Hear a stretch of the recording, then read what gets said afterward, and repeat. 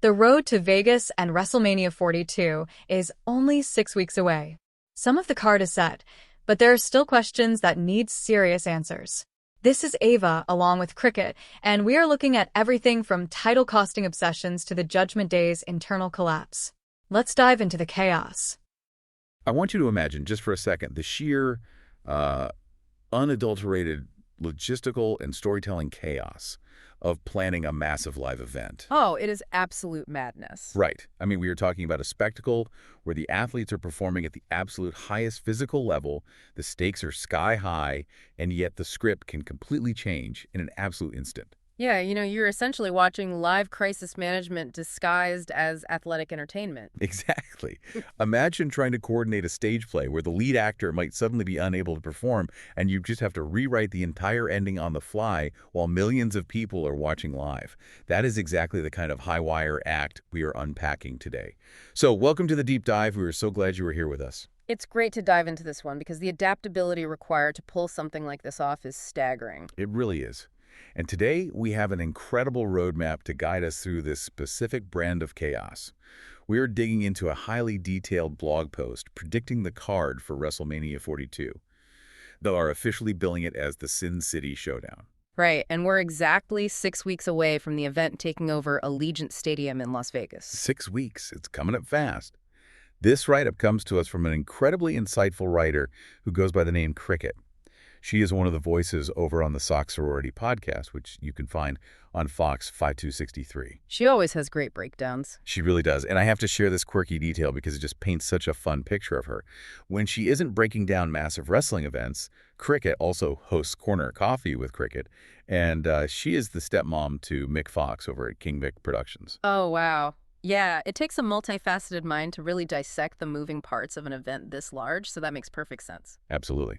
So our mission for this deep dive is to unpack all of her insights for you. We are going to look at the confirmed heavy hitters at the top of the card, wade into the incredibly messy mid-card rumors, and examine the storytelling genius happening behind the scenes as WWE prepares to take a massive gamble in Vegas. What's fascinating here is how this specific event is being positioned. Cricket's analysis points out that this is being built around a true collision of eras. You have legends who have been around for decades clashing with brand new talent. And throwing all those volatile elements together in the City of Lights is a huge creative gamble. A massive gamble. They even picked the perfect official theme song to back the whole thing up, which is Back in the Saddle. It sets a very specific, high-stakes, almost desperate tone for everything we are about to discuss. To kick things off, I want to completely avoid the superstars. Let's just ignore the folks with their names in lights for a minute and focus on the people wearing the black and white stripes. The referees. The referees. Cricket makes a fantastic point in her blog that WrestleMania wouldn't be the grandest stage without the officials. But I know some people might ask, why focus on the officials when you have these larger-than-life athletes on the poster? Because the officials are the glue holding the entire illusion together. I mean, if you are watching at home, it is easy to think a referee is just there to, count to three and enforce the rules. Right. But in reality, they are the stage managers of a live play. They are the direct, real-time conduit between the athletes improvising in the ring and the producers sitting backstage. Cricket actually highlights two officials in particular who bridge the gap between these different eras. First, there's Jessica Carr. She calls her a true trailblazer. Oh, Jessica is phenomenal. She is. When you picture a chaotic main event with bodies flying everywhere, the crowd screaming so loud you can't even hear yourself think, and maybe a planned spot goes wrong, Jessica is the one in the middle directing traffic. Yeah, she anchors the drama and makes those really tough calls under the brightest lights imaginable. And then you have Charles Robinson, who represents a completely different era of officiating entirely. Ah, yes. The famous little Nate strut. Yes. Cricket actually brings up that legendary, incredibly long sprint he did down the massive ramp at WrestleMania 24. It is permanently etched into the minds of the fans. It's iconic. But Cricket also notes that Charles is the gold standard because of his unmatched ability to take a physical bump. Right, and for anyone unfamiliar, taking a bump means he could take a staged hit, fall safely, sell the impact to the audience, and still recover in time to keep the story moving forward. Which is a highly specialized skill, let's be real. For every gravity-defying move a superstar pulls off, the official is right there to ensure it registers within the context of the story. Exactly. Without them anchoring the reality of the match, the narrative completely falls apart. You, as the viewer, lose that suspension of disbelief. Okay, let's unpack this and move from the unsung storytellers to the people whose faces are plastered on the billboards. Let's dive into the confirmed heavy hitters at the top of the card, starting with the ultimate grudge match. We've got Cody Rhodes defending his championship against Randy Orton. The Viper is officially back in the main event picture, and the psychological dynamic here is incredibly rich. It's deep. Cricket describes it as the ultimate student versus teacher scenario. And what is wild to consider is that it has been 12 whole years since Randy Orton last closed out the big show. 12 years. That was way back at WrestleMania 30. Right. Now, to be fair, he has had some massive, memorable matches since then. Cricket points out his Firefly Funhouse match at WrestleMania 33 and his grueling battle against Edge at WrestleMania 36. But being in the true main event spot for the world title is a different beast entirely. It really is. And to really understand how we arrived at this student versus teacher showdown, we have to look at the psychological breakdown of the previous champion, Drew McIntyre. Yes, Cricket provides a brilliant analysis of why Drew lost the title in the first place. And it comes down to a concept she labels tunnel vision. She spent a lot of time on this tunnel vision idea. How exactly did Drew's obsession cost him the belt? Well, he became entirely consumed by his grudge with Cody Rhodes. In the wrestling business, there is a concept known as a transitional champion. Right, someone who holds the belt briefly. Exactly, essentially serving as a narrative bridge between two longer, more dominant title reigns. Drew effectively turned himself into a transitional champion because of his own mental blocks. Wow. A true fighting champion has to have their head on a swivel, constantly scanning for the next hungry challenger. But Drew's obsession with Cody was so severe that he completely failed to realize that the Viper, Randy Orton, was already coiled and waiting to strike. He literally handed his WrestleMania moment away because he couldn't see past his own anger. It is a phenomenal cautionary tale about losing the forest for the trees. And speaking of massive main events, that brings us to the marquee Vegas match for main event night 2, the World Title Clash. We are looking at CM Punk versus Roman Reigns. Best in the world taking on the tribal chief. This is exactly the kind of larger-than-life spectacle that a stadium in Las Vegas was built to host. It really is. But it presents a massive business and booking dilemma for the people running the show. It really highlights the clash in their schedules, doesn't it? It's the classic clash of the attraction versus the workhorse. You have Roman Reigns, who operates as a part-time member of the roster. He is a special attraction, a recognizable global star who shows up a handful of times a year. And on the other side, you have CM Punk, who is positioning himself as the full-time fighting champion, pulling the wagon every single week. Precisely. And the critical question Cricket poses is this. Do you put your company's most prestigious belt on a part-timer, banking on his undeniable mainstream star power?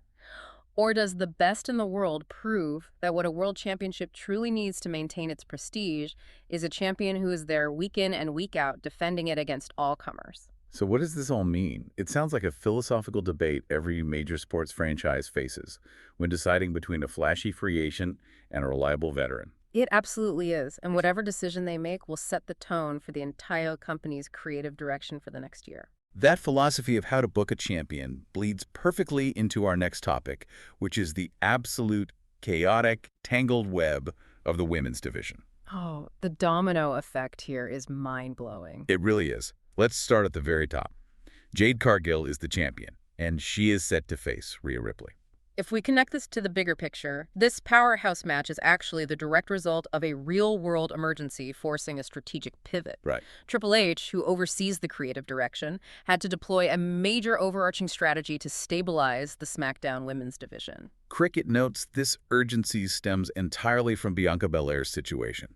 She is recovering from finger surgery, and the crucial detail for you to keep in mind is that there is no return date set. None at all. Losing a star of that magnitude indefinitely to a real-life injury creates a massive vacuum.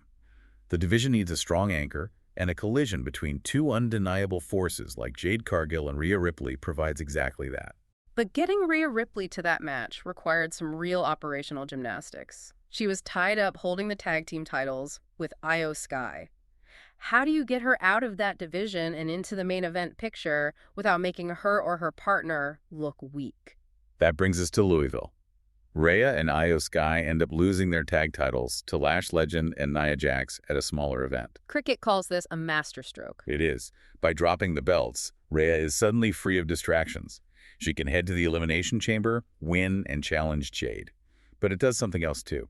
It clears the runway for her former partner, Io Sky. Yeah, the rumors are now whispering that Io Sky is being positioned to face Julia for the United States title. Cricket says that if this setup happens, it is a guaranteed Match of the Year contender. An absolute technical masterpiece just waiting to happen. If you're keeping track at home, just think about the domino effect here. You have one title changing hands in Louisville, and suddenly multiple women's storylines in Las Vegas have to be completely rewritten. It is the butterfly effect in action. And it also created an absolute mess for the #1 contendership on SmackDown. I loved reading Cricket gleefully detail this fallout. Oh, the fallout was fantastic. So Lash Legend and Nia Jax are on SmackDown celebrating their new tag team titles. Suddenly, they are interrupted by the Twisted Queens, the team of Charlotte and Alexa. But wait, there is more. Kiana James and Julia march out to lobby the general manager, Nick Aldis, for a title shot of their own. Because Kiana James actually pinned Charlotte during the Elimination Chamber qualifying match. Exactly. So you have multiple parties with legitimate claims to a championship opportunity, all demanding justice at the exact same time. It forces the authority figure's hand. Nick Aldis ends up giving the crowd in Portland exactly what they want, a messy, high-stakes, #1 contenders match. And while Kiana and Julia threw everything they had at them, the Twisted Queens, Alexa and Charlotte, managed to outmaneuver them to get the win and secure their spot. Just a brilliant, chaotic sequence of events stemming from that one single decision to free up Rhea Ripley. It really highlights how intricate the planning is. You pull one thread to fix a problem at the top of the card, and 3 different mid-card storylines completely unravel and have to be rewoven live on television. Live on TV without missing a beat. Which brings us to the most fascinating part of Cricket's blog. The wild cards, the rumors, and the unanswered questions with only 6 weeks left on the clock. Let's talk about Brock Lesnar. The Beast. Paul Heyman marched out on Raw and issued a completely open challenge on Brock's behalf for the Vegas show. Cricket shares 2 incredibly compelling, heavily rumored opponents. And both of them tell completely different stories, representing 2 entirely different booking philosophies. First, you have Gunther. This is being billed as the logical dream match. In fact, Cricket points out this was supposed to happen at WrestleMania 40 before Brock was sidelined. Right. Gunther has earned this terrifying moniker as the career killer. He recently retired both John Cena and AJ Styles. So, logically, he's the perfect, terrifying boss-level opponent to try and add Brock Lesnar to his retirement list. It is the irresistible force meeting the immovable object. It is a proven, bankable main event. But the second option is where the true gamble lies. The wild card, Obafemi. Cricket reminds us that Obafemi had an absolutely dominant showing at the Royal Rumble. He recently had a notoriously nasty encounter with Johnny Gargano. He's riding a massive wave of momentum right now. He is, to the point where the fans in the arena were actually chanting Obafemi's name directly at Paul Heyman when the open challenge was issued. Which is a huge testament to how quickly a new star can rise and capture the audience's imagination. You have the established, terrifying threat in Gunther, or the surging, unpredictable hot hand in Obafemi. Putting a rookie against Brock Lesnar in Vegas is a massive risk. But if it pays off, you've minted a new superstar for the next decade. Here's where it gets really interesting, because Brock isn't the only massive name currently in limbo. We have to talk about the architect, Seth Rollins. Hi. Cricket notes that he is finally medically cleared and back to his old mind games. Will he go back to basics, or will he show up in his signature over-the-top clothes? But the real question is, where does a main eventer go when all the top spots on the card are seemingly full? That is the ultimate dilemma of the holding pattern. You have a massive star who is healthy and ready to go, but the architecture of the event is already largely set. And Braun Brecker is nowhere near ready to step into a high-profile spot against someone of Seth's caliber. No, not yet. So with 6 weeks to go, Cricket narrows it down to 2 rivals from his Vision storyline, Logan Paul, to finally finish the business they started at the Chamber, or Austin Theory.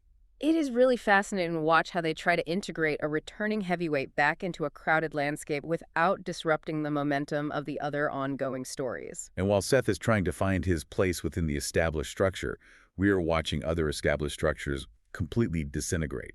Cricket highlights the slow crumbling of the Judgment Day faction. Oh, this has been a long time coming. I always find it fascinating when a dominant faction finally implodes. Cricket specifically points out a moment where Finn Balor actively stopped JD from helping Dirty Dom defend the Intercontinental title. It was subtle, but why do wrestling fans love this specific kind of slow burn sabotage so much? Because it relies on deep psychological tension. When a faction has been together for a long time, the audience knows their rhythms and their loyalties. So they notice when something is off. Exactly. Seeing a foundational member like Finn Balor subtly undermine his own teammate creates a mystery. It makes the viewer lean in and look for the cracks. The rumor now is that they might just blow the whole thing up and have Finn Balor face Dirty Dom directly. Which is a brilliant way to create a deeply personal, high-stakes match without needing a championship belt to sell the drama. The betrayal is the prize. The betrayal is the prize. I love that. And speaking of bizarre, high-stakes situations, we cannot ignore the mask match. So the original guy comes back from medical leave only to find out his temp has stolen his entire identity. That is peak pro wrestling right there. It is one of the most fascinating psychological elements on the entire card because it blends absurdity with incredibly high personal stakes. It is so wonderfully silly. Chad Gable, who is the original El Grande Americano, had to leave to get surgery. While he was gone, Ludwig Kaiser took over the role as his replacement. Right. But now Chad is back, and the original El Grande Americano is facing his own replacement. Yeah. Cricket wants to see this culminate in a loser loses his mask match. It's the perfect blend of comedy and deep personal pride. It really is. But she also throws out a lingering question that I can't stop thinking about. In the midst of all this meticulous planning and shuffling, what on earth do they do with incredibly talented guys like Pete Dunne and Tyler Bate? It serves as a stark reminder that even with a card this stacked, there are always incredibly talented individuals waiting in the wings, hoping for the pieces to fall their way. Not everyone gets a seat at the table in Vegas. It really is a massive puzzle. So to summarize what we've unpacked today from Cricket's brilliant blog post over at Sox Sorority, this upcoming event in Las Vegas is a genuine collision of eras. It absolutely is. You have legendary veterans like Brock Lesnar and Randy Orton sharing the same stage with rising, undeniable forces like Jade Cargill and Obafemi. Every single match is a carefully calculated risk. And for you listening, I want you to think about how this compares to your own life. The intricate planning, the sudden pivots, the management of egos and shifting landscapes, it is incredibly similar to the strategic, high-stakes decisions you might face in your own career or personal projects. You plan for every contingency, but sometimes you just have to react to the reality right in front of you. This raises an important question, and it really builds on the concepts of Vegas gambles and the tunnel vision we discussed earlier with Drew McIntyre. Where are you going with this? Well, we've talked extensively today about the athletes gambling in the ring, putting their bodies and their pride on the line, but consider the writers and producers gambling backstage.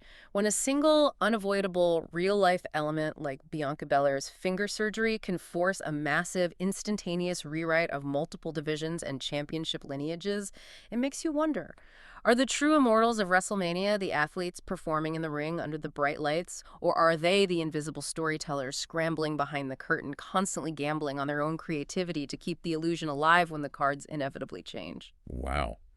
That is a phenomenal thought to leave on. Thank you so much for joining us on this deep dive. We hope it gave you a whole new perspective on the chaos and the genius of live storytelling. Keep asking questions and always stay curious. That wraps up our deep dive into the gamble that is WrestleMania 42.